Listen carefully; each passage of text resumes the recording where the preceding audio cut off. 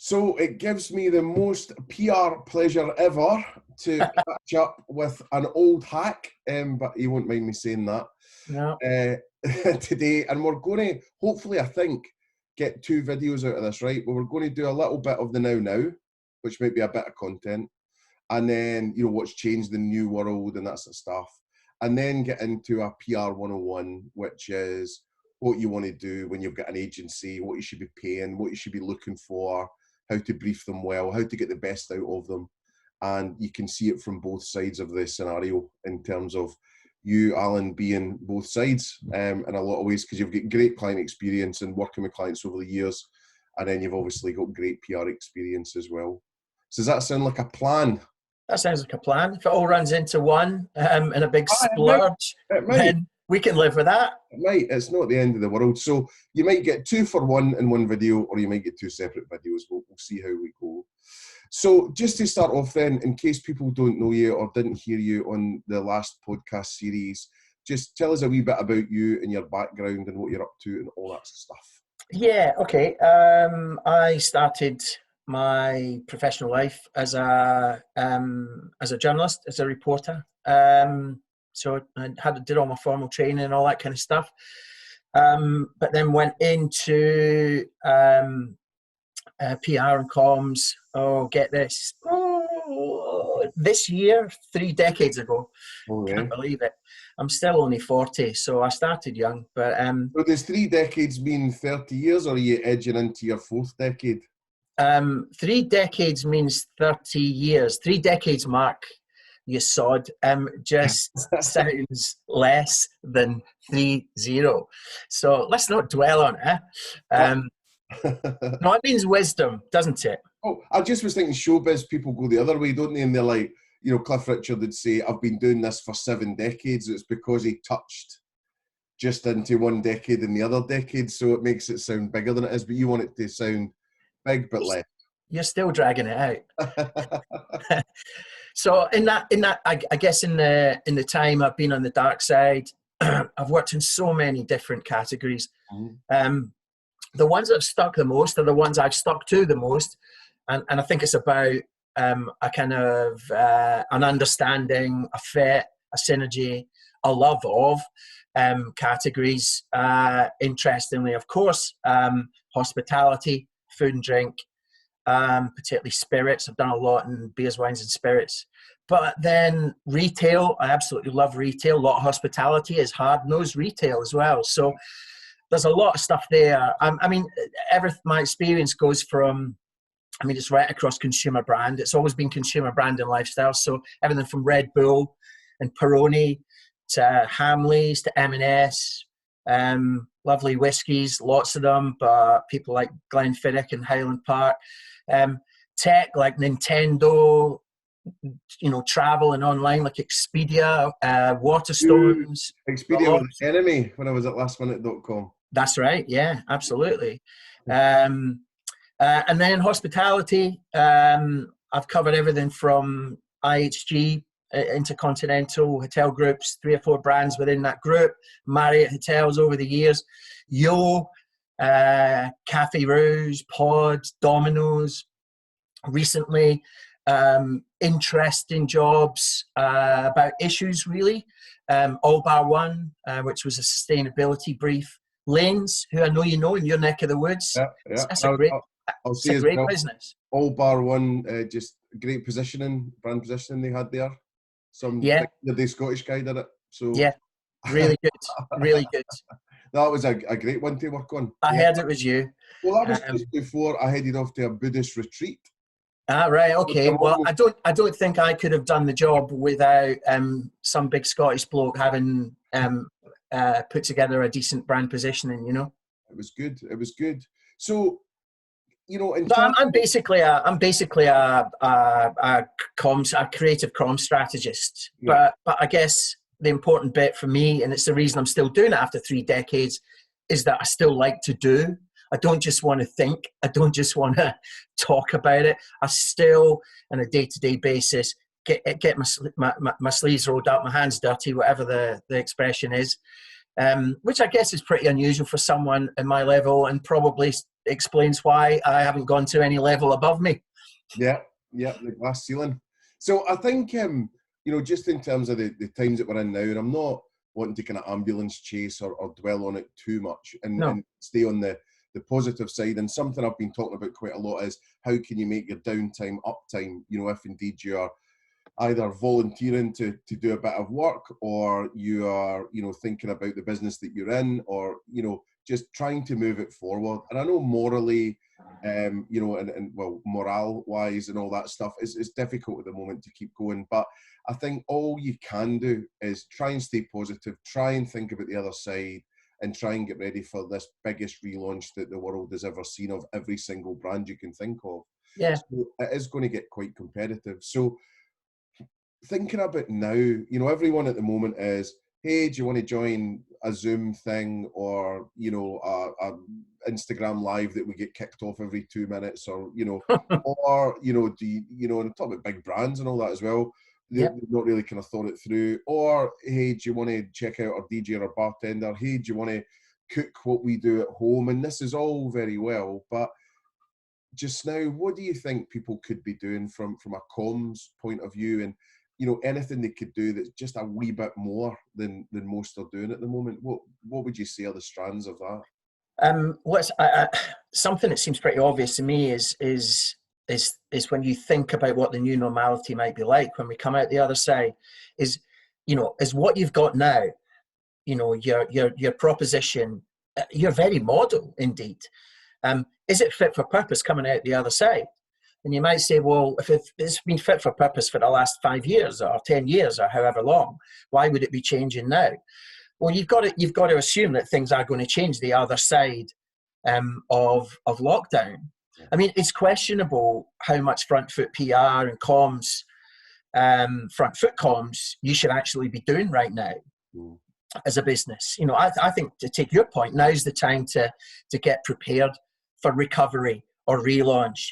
And relaunch might not be a flick of a switch. It may be phased, a bit like lockdown will be phased back into whatever normality is going to be. And we might even get to celebration. Wouldn't that be good? Yeah. But I think now's to answer your question, I think now's the time to kind of focus.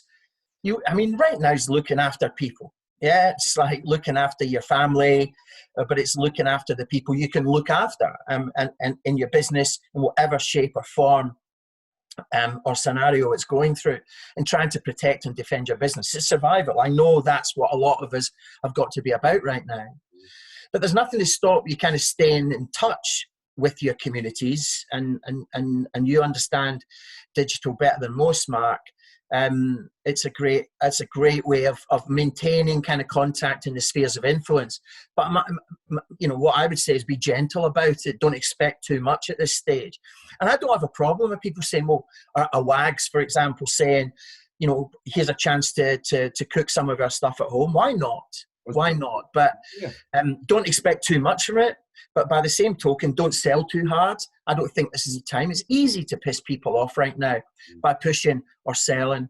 And I would go as far as to say that a lot of the guidance that I'm listening to and seeing, and thank God for you and Supersonic, because I'm seeing a lot of stuff that, for me, is more of a reflection on people having too much bloody time in their hands rather than having good, sensible thinking.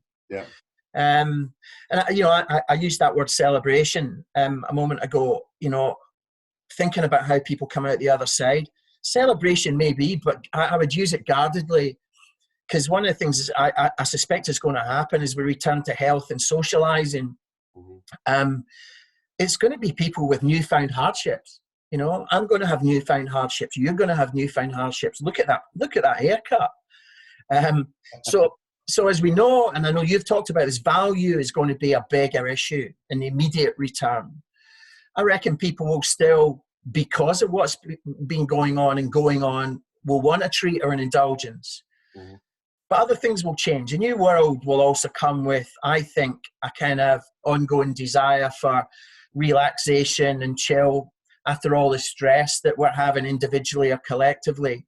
And you can see it happening already with the things people are engaging with on a day-to-day basis, Well, it's kind of interesting because I think there's going to be, I don't know, I'm really hopeful, and it's going to sound really cheesy, but I'm hopeful that kindness wins. I'm hopeful that doing business is different. Yeah. You know, because I've definitely felt good about the, just the constant pressure of, having to deliver and the world going round, and just to have, I mean, it's only week 3 or whatever, but just to be able to put your foot on the ball. And I'm not saying, I don't want anything that's happening in the outside world to be happening, but I've definitely found it a more leveling place. And I think people are being so much deeper and more human with each other and checking in, are you okay? And all of a sudden getting a social media post up isn't life or death, because there's real stuff that's going on that's life or death. So I've seen a lot of change and a lot of, really sort of high stress, high performance, clients that I've got and other people that I deal with, that have just taken it's almost just that they've shed a skin a little bit. Yeah. And they're becoming a little bit more, humanized, which I'm sort of welcoming. Some of it, Mark, is also surely to do with actually doing that thing we always promise ourselves when we're mad and we're busy and we lead these kind of lives in business, is stop, have a breather, have a think, reassess, reevaluate. And we always promise ourselves that time, but it's only the really disciplined ones that get to do it, because you're running from day to day to day. And I often talk to people about, they know I'm not like you. I'm not from round these parts, even though I've lived half my life in the south of England and London. And I've often recounted that in 10 years, I saw London change from what felt like a provincial city to arguably one of the most cosmopolitan cities in the world. But what has come with it is everything has just got faster and faster and faster and faster. And you run to keep going with it, and that's not healthy. So I think some readjustment is coming through it, and there's some really interesting things happening in terms of media consumption and the way people are communicating. I think an interesting one, clear rediscovery these last few weeks. You can see the figures are quite astounding. A clear rediscovery of the news channels, which I think is a brilliant thing. TV news is up there right at the very top. Read some ridiculous figures about getting up to 90% plus of people are using TV news as their lead tool. At the top of their must-see list, if you want. Well, it's become literally an appointment to view, and 6 o'clock news isn't anymore, because it's just 24 hours rolling. But at 5:30, and I know so many businesses that are planning their board calls around it. They have half an hour before, an hour or so after. What does this mean for us? I mean, it's like the nation's gripped, which is quite incredible. Yeah, and so TV news, for example, they suggest for a change is leading the way ahead of online news / social, and then the search engines. So it's fascinating. So the other thing this scenario is inevitably going to accelerate is the shift to online shopping that we've been seeing for the last 5-6 years or maybe longer. Hopefully essential. Yeah, but also that proximity or closer to home shopping. Many of us are either discovering or rediscovering the products and the services that you can get within your own community, which I think is a fabulous thing. I've got very close to where I live here, quite a few little independents, and they're doing a great job. They're doing a really, really good job. They're getting good supply through the wholesale trade, be it cash and carry or delivered.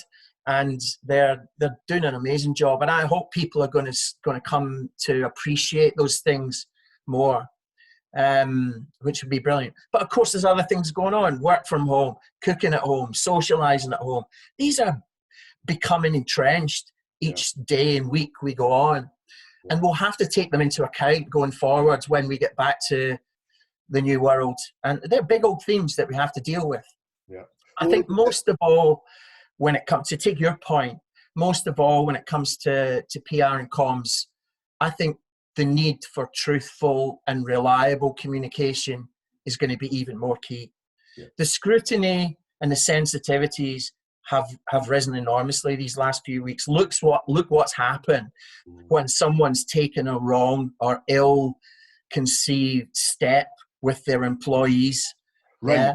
So on that point, this is why I was looking down. I got this from someone this morning, right? So I'm looking at YouGov stuff. Yeah. Wait, I'll see if I can. I don't know if oh no, you can't see it. Right, I'll post it. But basically, so it says it's YouGov's brand buzz score, and you've got Wetherspoons has gone from +5. Yeah. To and this is from the actually round about the end of Feb, early March. Yeah. +5 to -20. Aye. Now, I haven't seen a graph like this. This is mapped against Brewdog, which is going up, interestingly. Hey, it's funny, you don't go up as much as you go down. No, I've not seen a graph like that since Scotland tried to qualify for the World Cup. Well, I'm thinking about Ryanair, right? You know, we used to lastminute.com used to map brand buzz against, you know, other travel operators. And yeah, but that was a Ryanair position, but they still did very well out of it, you know, convenience. And I don't think Wetherspoons will struggle really the other side of it. I think they will have to change some of their behaviours though, and they're taking a brand reputational hit for sure. Yeah, and there's been a few of them, you know. So, you know, one of the things I'd love to see someone do at a point of retail. I might even do it out the front of my house. You know, there's certain things that you want to withhold your right to refuse entry in a retail business or in a bar or in a club or whatever it is. I'd love someone to smack a sign up saying no tax exiles, you know, absolutely no Richard Branson, no Tim from Wetherspoons, no Philip Green ever. You know, some of it, I think I've seen a lot of people speculate on social media about whether we'll all have short memories and just forget all that stuff. And when you are as ubiquitous in the trade as a Wetherspoons, and I mean the estate, the pub estate, you're not going to shake that. You know, you can shake that off and just get on because you're there. But you are going to have to play with your comms, anything from a bit to quite seriously.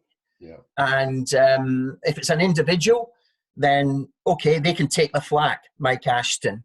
Yeah, but why should your team on the ground, you have to go and get other people to fall in love with them again in these coming months? Why should they have to carry that flak as well? You tosspot. Yeah. No? Well, it may be quite interesting. They might choose to remove, you know, a Tim Martin or a Mike Ashley or whatever. You know, they might look to do that. You know, coming out the other side. But I think then you've got that axis thing, which is value versus values, you know, and it's a bit like, you know, it's that whole thing which is, look, I'm struggling to afford this, that, and the next thing.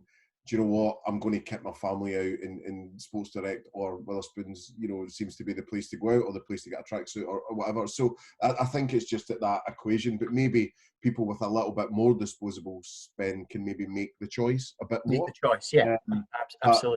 It's a real tricky one. But unpacking some of the stuff you said earlier as well, local, so last mile delivery, unbelievable. So, you know, I've been sort of stuck in with the wee one a bit because my wife hadn't been too well, so I can't really go anywhere. So just daft stuff like, you know, some essentials like, you know, bread and milk and whatever. And the local garage has been doing Deliveroo. So you get on quick enough, you can get those sort of staple things that you might need. And it means that, you know, there's little contact, it's safe contactless delivery. We're disinfecting stuff when it's coming in. Yeah. You know, everyone's kind of happy. So that last mile delivery, I think, is going to be brilliant. And then Brighton being Brighton, and it's quite the People's Republic of Brighton anyway. But there's this person, and thank you to them, whoever they are. They've created a website called Brighton Quarantine Delivery, I think it is, and you go on, and it's just got all of the independent local wholesalers and retailers. Yeah, brilliant. You can go on, and it's, you know, like we got bread from a bakery a wee while back when my wife sort of first fell ill, and we yeah, it was still warm. It was just delicious, right? It was just like they didn't give us the right, but I think there's a lot of forgiveness in this time as well, which is like, look, we ordered this, you probably got a 50% sort of allowance to go, it doesn't really matter, it's not the bread box we ordered, but it's 3 loaves of bread. Yeah. Hallelujah, you know, so you're fine with that.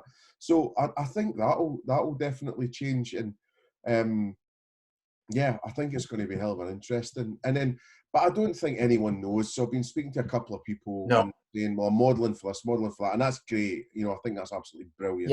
Yeah. Doing that. But who knows? You know, but at the same time, yeah, I think you've just got to take your best guess and plan for a few different eventualities, you know? Yeah.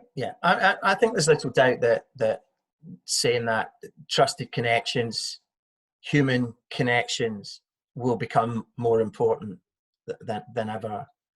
So the other thing is as well, just in terms of comms and content and all that stuff, I think people have very quickly got over I'm a bit embarrassed or worried about going onto a conference call and video, or I'm a little bit nervous about sticking an iPhone in my face, or, you know, and also I think there's generations will be getting into TikTok because it's been forced upon it. There's like so many moments in this whole thing that, again, you don't wish it at all, but there's actually a lot of real positives. You know, my wee girl, Mark, is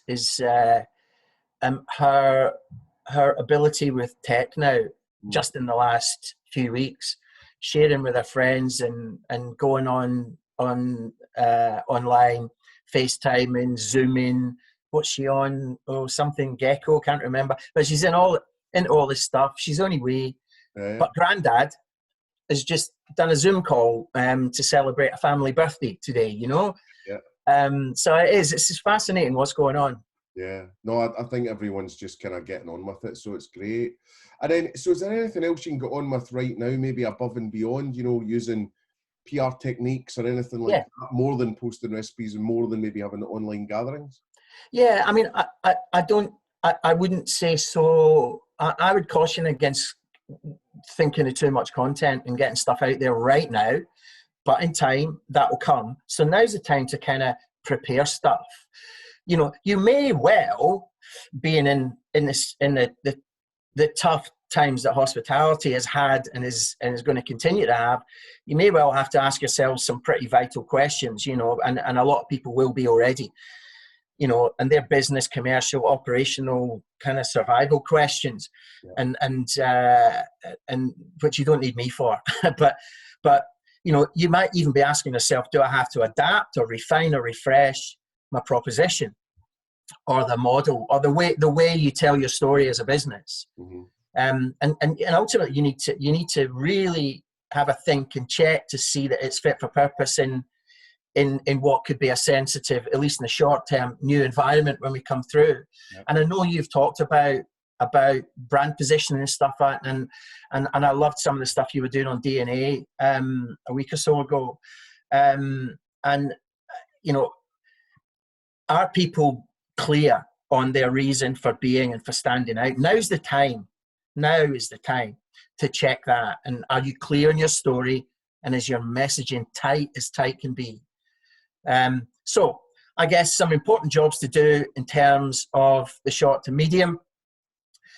In your communication sphere, in your community, your communities, your communications communities, that's going to change. You know, some media will change, influencers will change, other connections will change inevitably. So now is the time that you, if you've got an agency, should be auditing, updating, refreshing the contact list. working through the data, whatever form that is in. So now's the time to make friends. And you've talked many, many times over the years about how simply to pay interest in other people's activity is a valuable tool. Well, now's the time to make friends wherever you can by simply connecting, sharing, liking, whatever you want to do. Not a heavy sell, but just to keep the connections going. I mean, my contacts are going to get a quick happy note. Some of them have already from me saying I'm alive and well, and I'll be back in touch soon. Lots of exciting stuff to talk to you about, but, you know, not forgetting to ask after them how their world's been holding up, how are they and their loved ones. And I think, for me, what I think we're going to see is a shift from the functional to the more emotional. So, you know, a lot of the catering hospitality businesses out there are used to communicating the rational, the products, the service. But people are going to need to get more used to doing more of the emotional. And you used the word earlier on, humanize. You know, we may need to personalize and humanize more than we have in the past. Mm-hmm. So tell the story of your people, not just the founder or here's another entrepreneur. Mm-hmm. You know, I kind of have an absolute aversion to some of the shows I see on TV where they go, this is the most important moment of my life, and, you know, The Voice and X Factor and all that kind of stuff. I don't mean that kind of story. You know, it's a cliche, but like a lot of cliches, it's true. You know, there's a story in everyone. Yeah. Well, it is true, but there's pretty crap stories in a lot of people, and there's some compelling ones in others. So find the good ones. Take this time now to really understand some of the people, or think about the angles that you can work out. You know, what's inspired people? What inspired you to do what you wanted to do? Mm-hmm. Or you've gone on to do? Was there a dish? Was there a person that changed the direction of your life, your career, or your world, you know? And that's the kind of stuff I mean. And it doesn't mean that that's going to, you know, hold on a minute, I'm just going to drop that into the mail online and they're going to run it. That's not what I mean. You can use that on your own channels. You can use it in social. You can use it on your website. You can use it in different places. Or it may be a piece of anecdotal in a set piece story opportunity that may come down the line. I would go back though, right? And, you know, those fundamentals of owned, paid and earned, right? Yeah. So content, you put it on your owned channels. So, you know, that's going to have a groundswell of stuff for the people that are engaged with you. Yeah. You can pay for, obviously, PR, your placement and advertorials and this and that. Or there's the earned stuff that people are saying, you know, about you. And I think, you know, if you look at someone I'm going to have on the podcast in the next couple of weeks, a guy called Harry Hugo. He owns an agency called the Goat Agency, right? Yeah, I've seen them. They're great guys. But, you know, Harry's like 24 or something, right? And he's got 120, 150, maybe more millennials working for him, with him. And maybe even centennials as well, actually. And then when he's going through that stuff, they've got a daily show about what life is like to work there. Yeah. And I'm waiting for that to happen for Bills, Pret, Wags, you know, and it would be fascinating because I would tune into Wagamama TV and see what's going on, and then you'd have your favourites and they'd become, you know, because I think one of Wagamama was on MasterChef. You know, she did this, I think she did the kind of normal MasterChef, you know, she wasn't like a chef or a cook or anything. Yeah. And, you know, you were following her story and that was fascinating, but I'd love to have seen the other side of it. And, you know, and so I think there's so much opportunity for these companies to become media channels. And the other thing, you know, just in my head there was, like people are doing right now, they're doing good. So it's like PR without the press release. So just do good shit and it'll get out there. You know, people will share it and talk about it. And so it's almost not overthinking it and just doing what you feel is the right thing to do. I couldn't agree more. And I would almost as a line of caution say to people, if you are doing good, don't overplay it. You know, the act of goodness is often enough. And from good comes good. I think once you get out there and want to bang the drum, it loses some of its resonance and its authenticity. So just be a wee bit careful there. Yeah, I got a bit frustrated the other day. I did see a few posts, and it was only because the marketer in me was going, "Oh, it's a great opportunity," which was, there's a lot of people doing a lot of good, and there's a lot of people that are doing the smashy and nicey. I do a lot of work for charity, but I don't want to talk about it, mate.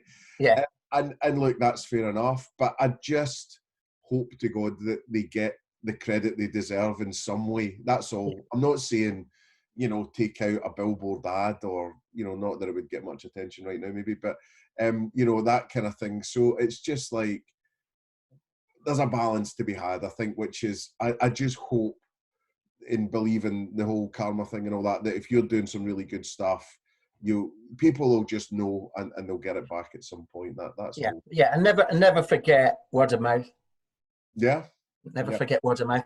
So I think maybe use the time as well to really hone your language. And by that I mean, your brand, everybody's brand should have its own lexicon, for want of a better description. Check the language. So that's words you like, words you don't, words that work, make people feel good, and get your teams and your business embedded into those words and those expressions and ways of talking about the business.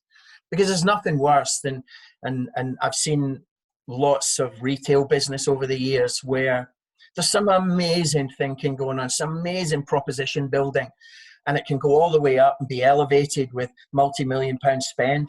And then the moment you walk onto the shop floor, someone on the sales team doesn't get it, or doesn't know how to communicate, or doesn't even know about it, which is criminal. And the whole thing is undermined.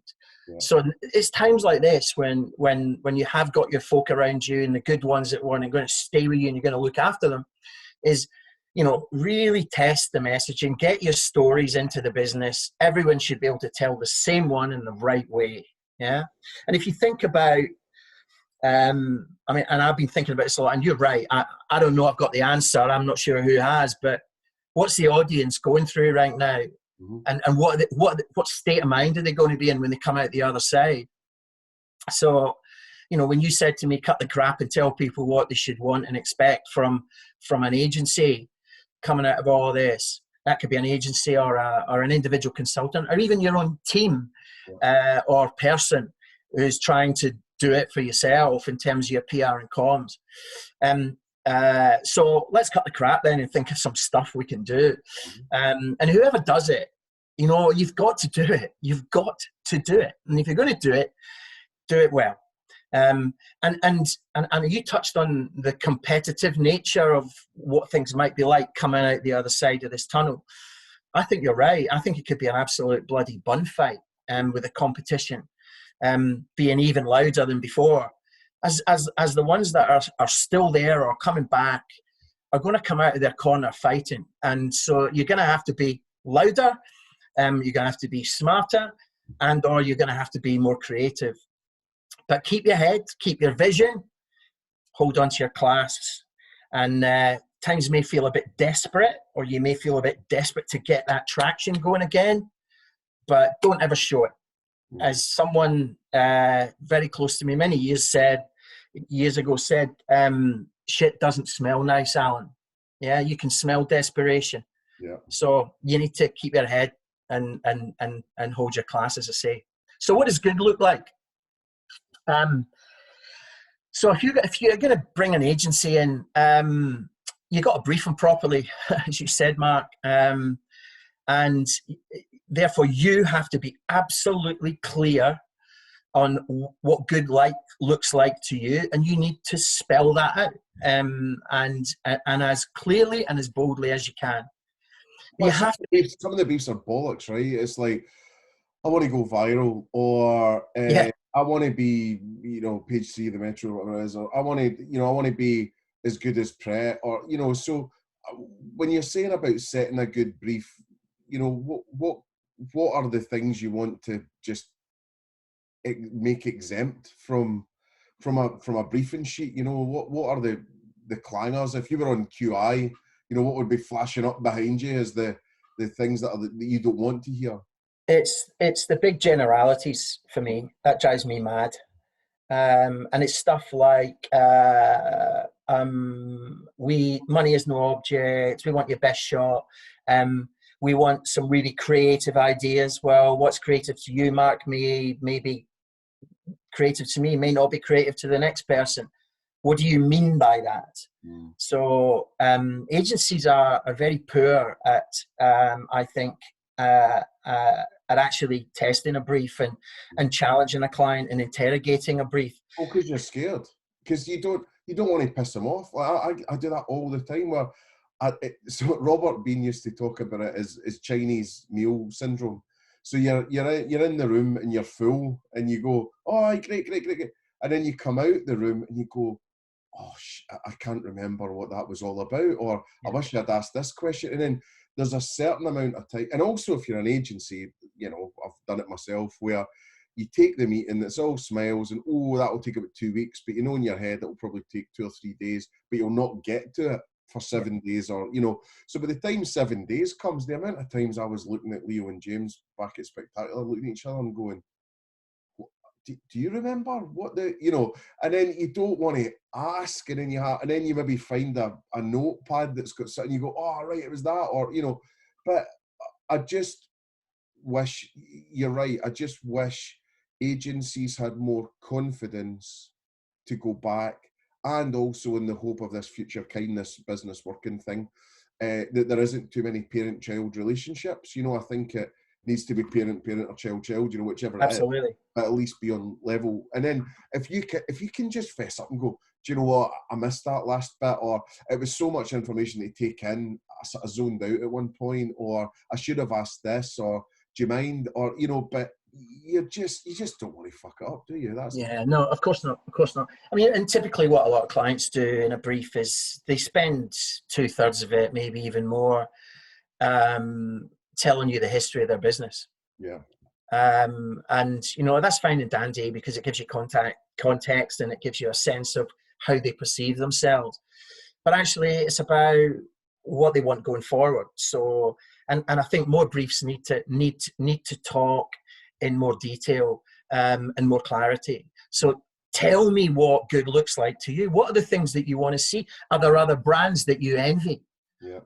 And why do you envy them? And also, more interestingly, outside of hospitality. Oh, absolutely. Having designs on being the best in your category, you can't look within your category.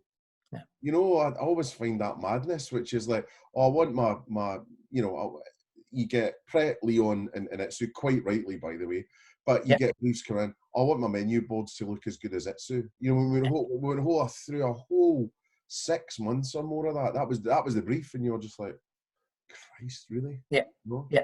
And who's to say you can't elevate away from what is just doing enough in the hospitality sector, for example? I mean, I one of the things that keeps me motivated, that keeps this whole thing moving, is knowing when I'm looking at a brief, it could be for a bar or a restaurant or a retail chain, and I can be looking at that and Nintendo will come into my head, or Continental Tires, or Champions League, and stuff that I've done in other categories, and go, that might work here. Let's think about how I might use that. So yeah, you're absolutely right. Don't just stay within your category. But if you've got some brands you admire and you envy, then don't just say that. Don't just say, oh, as everybody seems to do, it's Virgin, and then you question them on it, and they don't really know enough, and they think Virgin is incredibly successful when it's incredibly not. So go and have a look and go, what is it that turns me on about them and what they do? So that's one thing. So I think one of the things I see all the time from agencies, and they're very, very guilty of it, and agency people too, is this lack of sense of strategy, and you need to call your agency out on this point. It's not a list of things they are going to do for you. It's the reason for doing them and what those things are going to achieve. It's why you might choose a route or a channel or a multi-channel approach. Yeah, that's really important. And then you have to set goals and you have to set KPIs. Agency folk will be going, oh Christ, Alan, don't push it too much. Yeah. But shit, you know, if I'm paying for something, I want to know what I'm getting, and you can't give me guarantees, but give me something close to it. Yeah. Yeah, and I'd happily do that. I would happily do that, and I've always done that. And you can see the look on clients' faces when they see you having the balls and you know, and relaxed as well, saying it, you know, not panicky, right, because you're just saying it, you know, that you mean it, you know. So set goals and KPIs. If the agency doesn't want them, you don't want them as a partner, frankly. Yeah. And can they get you to a creative platform or a proposition? Again, you talk about this a lot, Mark. A proposition, a creative platform that sums up what you are about. Mm-hmm. You know, be it, I don't know, every day is Friday, or every day is a holiday, or every day is a party, or whatever the bloody thing is. I'm not talking about strap lines or anything else. I'm just talking about something that is a benchmark for all of the activity you might then go on to do. That you test it against that. Yeah. So also call them out on stuff like when they say, oh yeah, we know all the right media, we've got the right contact list, we've got the right onlines, we know all the right influencers. Okay, tell me, show me. Yeah. So get them to share it with you. I'm not talking emails and phone numbers and everything. No, don't ask for that. That's not fair. But tell me who they are and what they do. Yeah. And give me your best shot. Mm-hmm. Give me your best shot. You know, if I was working for a retail client that's got a kind of soft business, for example, a business needs that they need to get a business message out, and they come to me, well, it'd be daft that I can't say that I know who the retail correspondents are, you know, or the you know, the most viewed retail blogs. Yeah. So call them out. And importantly, as we come out the back end of this, you want to know that it's for real and it's up to date. Give me some detail, please, is what I'd say. Mm-hmm. So then really what you want to do is, and I always say this to clients, and you can see the relief in their face. I always say to them, so what, okay, this is really interesting. Thank you very much. Let me go away and have a think about this, because I'm going to come back with a big calendar. Mm-hmm. Yeah, that's going to show you what we're going to do across the coming year. Yeah. First thing I'd say about creating a calendar of comms activity for the coming year, I love it, and every client should. Let's plan it out. Let's see it all. Let's have it on the wall. Let's have it on your mobile, wherever you want to put it, and you should be able to see always on peaks, different channels of activity. Don't let your agency say, okay, this is just social, or it's just influencer, or it's just media relations, or it's just event. Try and think about stuff in a kind of multi-channel way, hitting people in different ways and in different places. And it doesn't mean you have to create new stuff or new content for every channel. Most of it, if it's smart and well thought out, can be repurposed for channel suitability. And I'd want to see, for my agency or my consultant, I'd want to see ideas for events and experiential, live stream propositions, as you were saying earlier on, of a team cooking or even a team reviewing some of the dishes themselves, you know, or a tasting or a mixology or whatever it might be. You know, you want a great content plan for some short videos you were talking about, little mini series. You know, what are your stills? What are your images going to look like? What do you need at this time to get on with? You know, be bold. You want a creative stunt or two. Sounds expensive, is not. An opinion piece or three, bread and butter, always on visibility drive. So it's all of that. When you think like that, sounds expensive, doesn't it? But it doesn't have to be.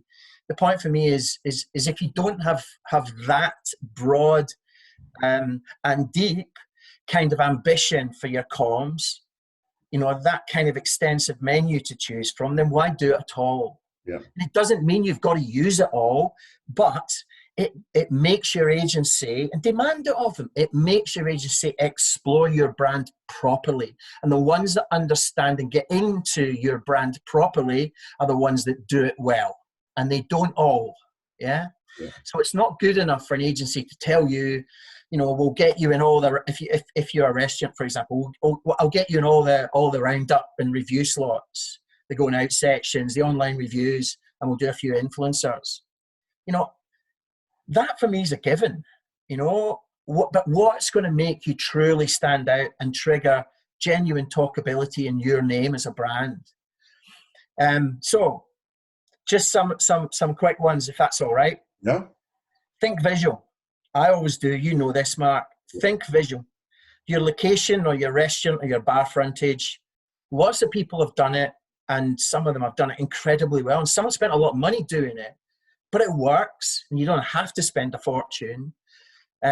Even the ones that have transformed the front of their location in some way. I think you were talking the other day, Mark, about who is it that does the flowers? Is it Sticks and Sushi? Sushi with the geisha.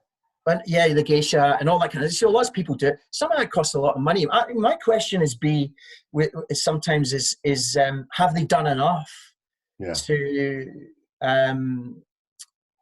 get it to wider than just a passing trade or direct to consumer? Because, if you do this properly, it can become an Instagram moment. It will make people stop. We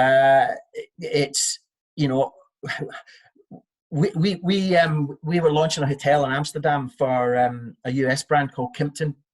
And it was dead simple.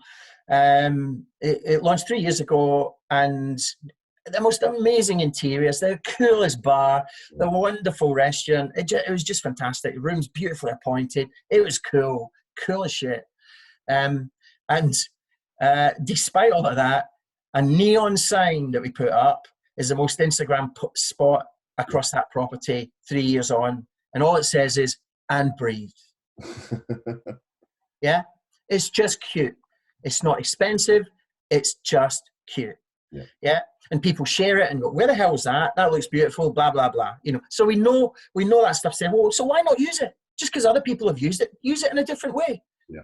We created, we were talking about all Bar One at the top of this, and we created foliage topiary. This is going to sound really weird. Topiary people in costume, that we could drop into bars across the all Bar One estate over the space of it's literally only a week.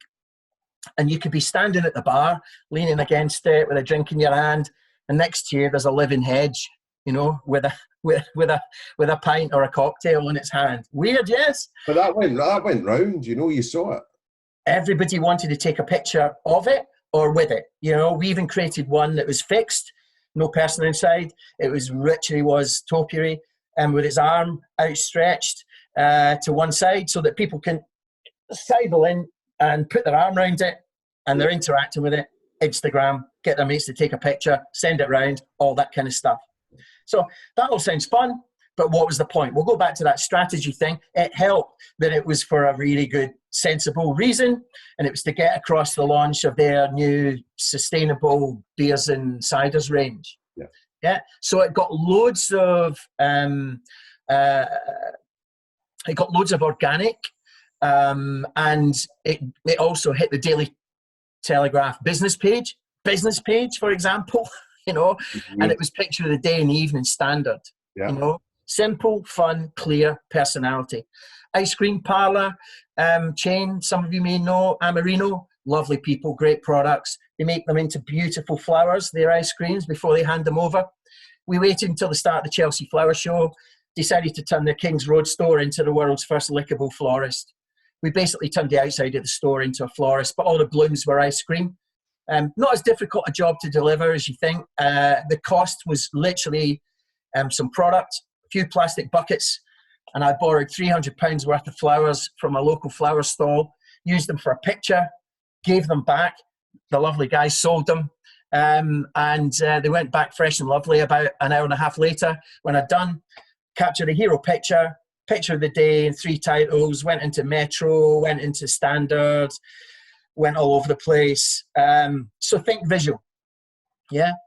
Is there anything you could do with a signature ingredient or a signature dish? I remember doing stuff with Yo on when people first started using, oh my God, yuzu. Yeah. And it was kind of being used in cocktails, but I hadn't really been used in food much. And so we just jumped on that and went, okay. We created the Queen's face on a pizza for the launch of a restaurant in Windsor because it coincided with the Queen's birthday. Simple, cheesy, yes, and pepperoni as well. But it involved the staff having fun and getting involved. Yeah. But you know what? A bit of pleasure and a bit of fun is a great way of making these things come to life. Yeah. We created a frozen beer garden a few years ago outside Yo. You'll probably remember this, Mark, on South Bank on the hottest day of the year. Yeah. Why not? Yeah. Why not? You know? So any comms calendar that we're talking about should be packed with seasonal moments. And we all know the Mother's Day thing, Valentine's Day, but geez, try to be a bit different to get some standout and push your agency on stuff like this.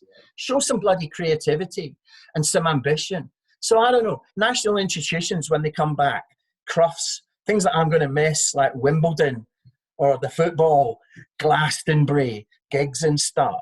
They're all opportunities for you to think about tipping a wink or theming something on the menu or the drinks list or just doing something that plays off that. And it's got nothing to do with the situation we're in now. We should be doing stuff like that anyway. Yeah. Delivery. I created a Dominos delivery to a flat in Edinburgh. Lovely young guy and all his flatmates, a student. And it was delivered by a stand-up comedian who took the helmet off. Went in, delivered his set during the Edinburgh Fringe. Why? Well, because it's tough to find venues for the Edinburgh Fringe, you know, and they do it in post boxes and in bus stops and in any wee hall they can get hold of. So we just thought, sod it. So for Domino's, we said, we'll use your place if you bid. So we got people to bid for this special delivery, if you like, you know. So when it comes to things like seasonals, make one up. Just make one up, you know.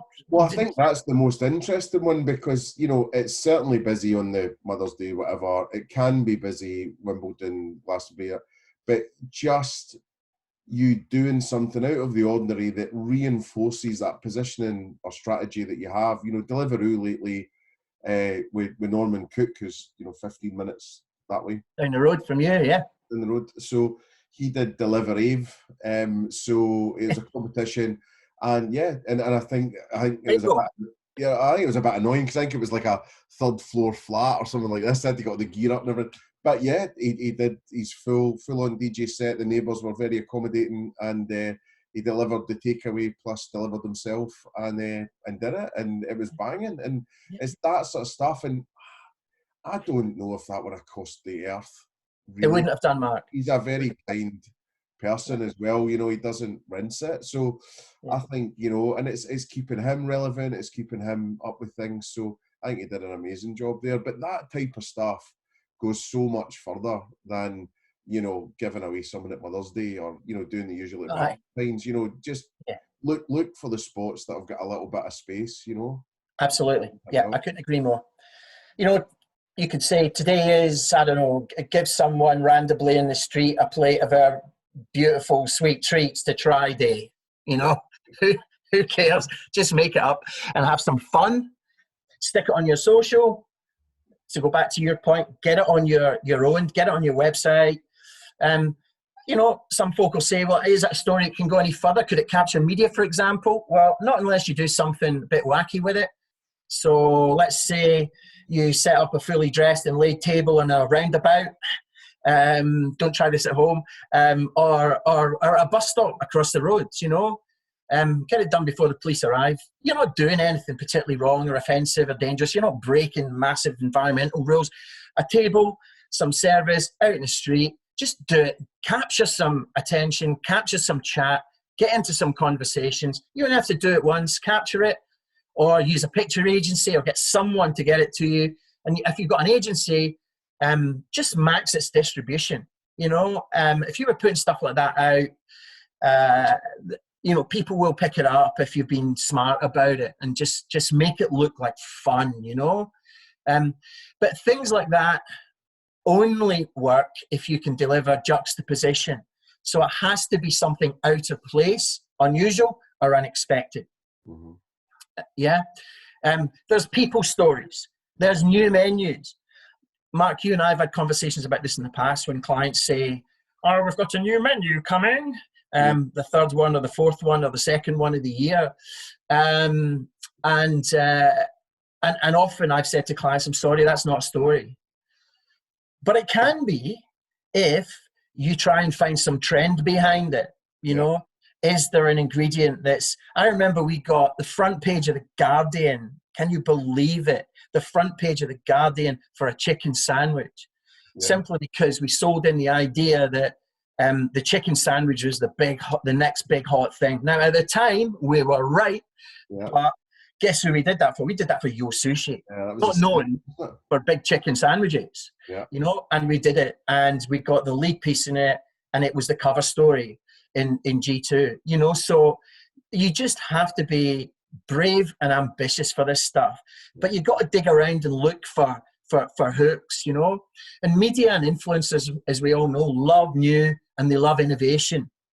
And I would say, going back to this wall plan, aim to have 3 or 4 innovative, could be limited edition, attention-grabbing innovations, for what a better description, in the year. You know, that you've because it says you're a player, it says you're moving, it says you're alive and well and kicking, you know. And it doesn't have to be world-changing. You know, change the colour of something, change the shape of something, but have a bit of fun with it. You can then use kind of creative product drops to get a new dish or ingredients out there to the people you want to influence and to talk about you. You know, with you again, we sometimes stuck food out in a very simple box, but it might have beautiful and might I add, inexpensive origami inside that just underlined the core Japanese positioning. What people do with that beautiful paper creation is that they put it somewhere and they're staring at it, you know, or they're showing it to their mates, or they're taking a picture. So ask your agency, and I'd love people to do this. If someone asked me this, I would be in 7th heaven. Ask your agency how they're going to create surprise around your brand or your service offer. How are you going to make people surprised at me? That's a good one. It's a brave one, because it makes a lot of people feel uncomfortable. I mean, one of the best things I saw lately. It'll sort the ladies out from the girls. So it'll sort the men out from the boys. So it'll sort the good ones out from the mediocre. Well, I thought the Café Rouge cheese sweet was a good one. You know, what they did. I mean, that got some real good noise. They could have just launched, you know, some new cheese stuff on the menu, did some POS, but I thought it, you know, they seeded it out well. People got involved. I've seen people talking about it. I think it got mentions on, you know, quite a lot of the radio stations that I listened to. So I was like, good job. And also, I think it changes perception, you know, because typical audience of Café Rouge might not have been, you know, Radio X and things like that, but it was getting pushed out. And I think when a piece of activity makes you either engaged, re-engaged, or think differently about a brand, I think that's job done, isn't it? Yeah, it is. It is. And I think there are, and at times it can be damning of my industry, but I sometimes think there's a heck of a lot of cop-out going on agency side, where the actual account handlers, the people who have to deliver, think they're taking a piece of information from here and dropping it there, and that's enough. I'm sorry, it ain't. And you should test your agency on that. If they say, going back to that thing about knowing your media or knowing your contacts and knowing your influencers, it's not just about the list. It's how you speak to them. It's what kind of relationship you have with them. So you got to push that stuff. You really have. So I you know, and by creativity, I mean, you could do all sorts of things. I've had a thought about this several times, and I'd really love to do it. I said earlier on, one of the things that people are leaning towards at the moment is more chill, more relax, and meditation and chilling out and me time, or whatever you want to call it. So why couldn't you take a booth in your restaurant or a wall space in your bar and cover it in bubble wrap? There's nothing people like more than to pop that bloody stuff, you know? It helps you chill, it helps you relax, doesn't it? And it's weirdly satisfying. Yeah. Before anyone bleats, it is recyclable. I've checked it out. In lots of local authority recycling operations, they will recycle it. They'll recycle it with recyclable bags, but it is recyclable. Yeah, so you can't be had for that. What's happening with the air? Is that do you have to pump them up one by one again? Exactly. But you know, you can look at these things as a one-off bit of fun to capture attention. You know, don't be frightened by it. It doesn't have to cost. You know, you can say you're using in that instance, you could say you're using your bubble wrap that you naturally get with some of your deliveries, you know. Personally, I want to launch a restaurant by bubble wrapping the whole bloody thing and just gradually revealing it and calling on people to help me unwrap it. Yeah, that'd be such good fun, and we get everywhere. But that's just me. I'm off on one. Yeah, a new prosecco bar maybe. A what? A new prosecco bar maybe. Bubbles. Yeah, lovely. There you go. Yeah, there you are, Mark. Copyright that one. Whether you're doing trade, B2B or consumer, don't forget to have an opinion.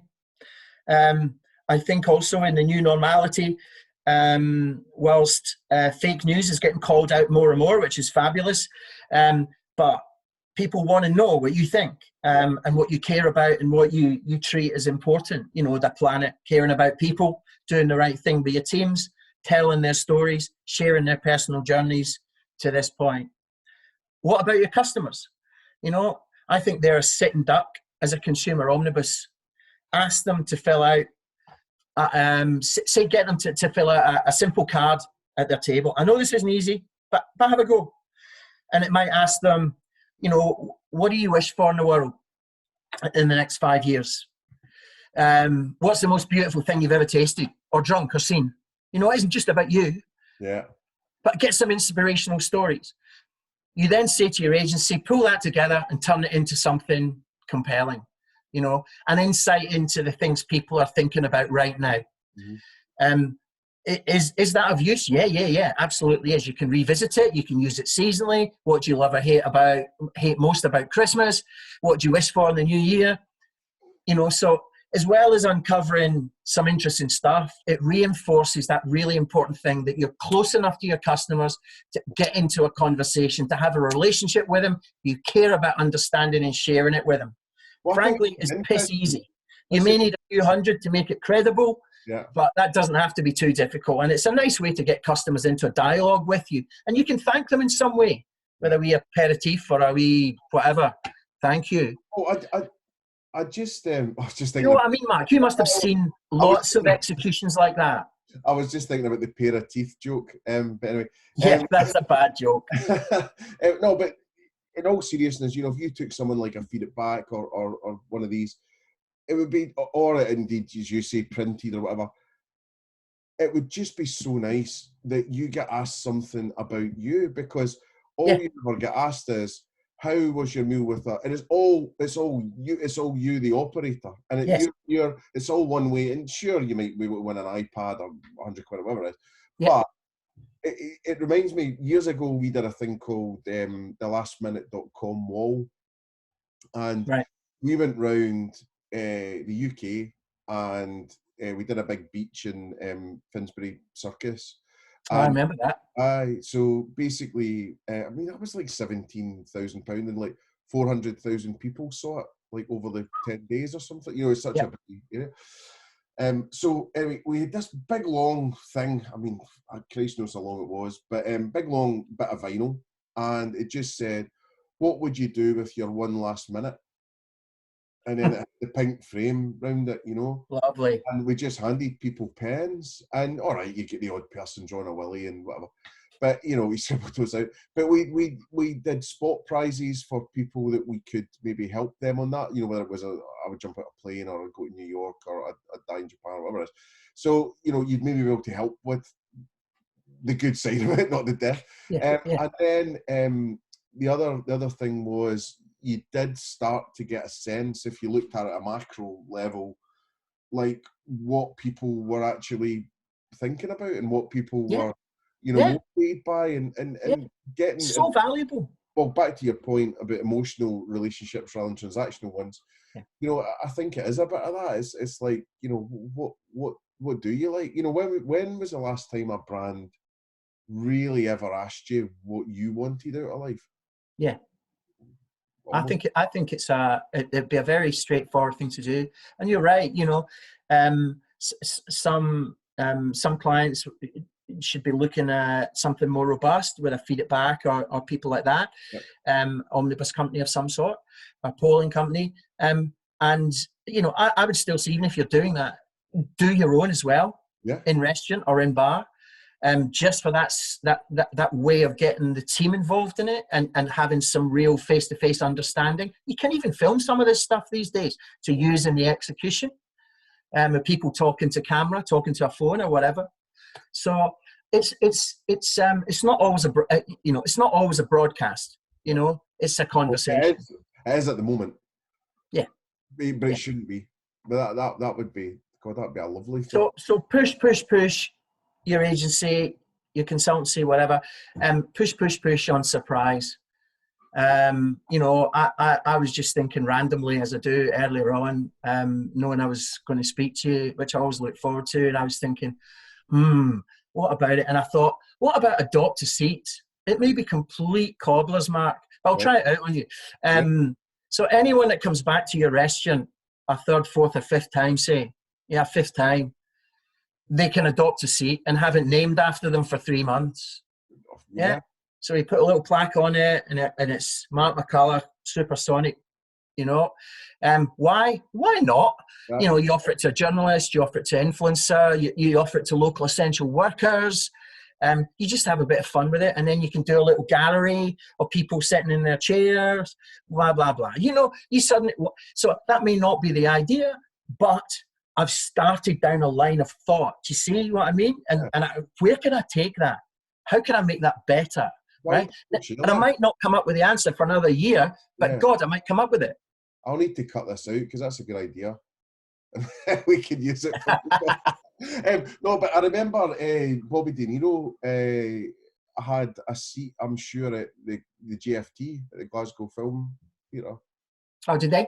I'm sure Robert De Niro had, you know, it was his seat, you know, and it was.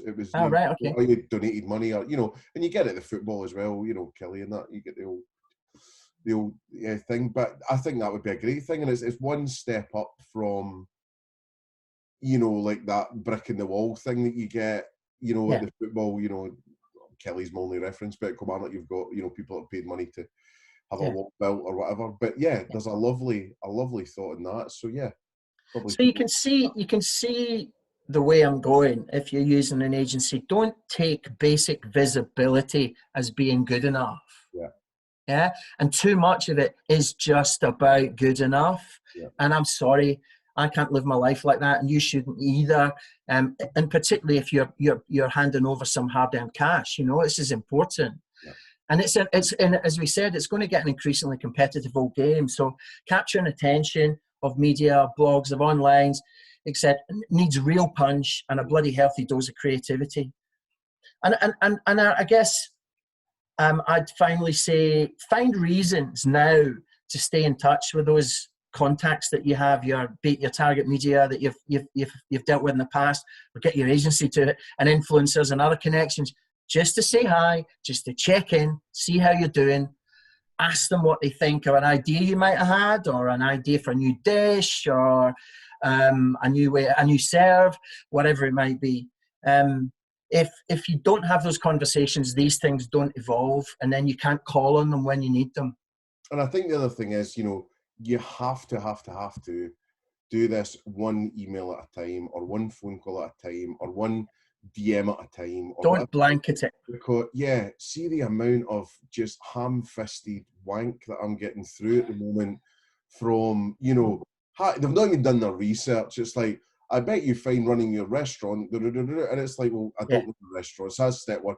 Then it's this thing that's like this, and then you also find trends of how people approach you on LinkedIn and things like that, which is the newest one is, I see we share a lot of contacts, so obviously we've got a lot in common, we should do it. So that's one. And the other one is, you keep popping up on my LinkedIn, so we should, and it's just almost this cut and paste, you know, there's always a new hack, and it's just like, so I think just, you know, going back to the new world stuff, I think more now than ever, it's going to be one to one, because everyone is going to be in a slightly different headspace. Everyone's business is going to be uniquely unique. So personalize, you know, personalize, humanize, and that's the way to go. And from an agency perspective, we're all going to have to change the way we work and deliver as well because of that. But you have to do it. But in the end, it will be much, much more effective. And you go and ask some of the targets that we're used to hitting and ask them what they think about that. And they don't want pestered and they don't want it overdone, but actually they don't want so much shit across their radar. Definitely. Brilliant. Well, that's been amazing in terms of all right, Mark. The now, as in the after, and where we're going in the 101. Slight technical fault in the middle, which I'll fix. But just great stuff. So thanks for doing this. Thanks for taking the time out. Thanks for writing all this up as well. So if anyone wants a hard copy of this, I'll check for swears. But I can share that. We'll just do a wee once over. But it's all there. So yeah, thanks so much, and I'll let you go and get on. And it's always good to speak to you, man. You too. Great to catch up. And we'll catch up again for sure soon. And have a lovely Easter. Yeah. And I'll stay safe. Go well. Will do. All right. Cheers. See you, Mark. Bye.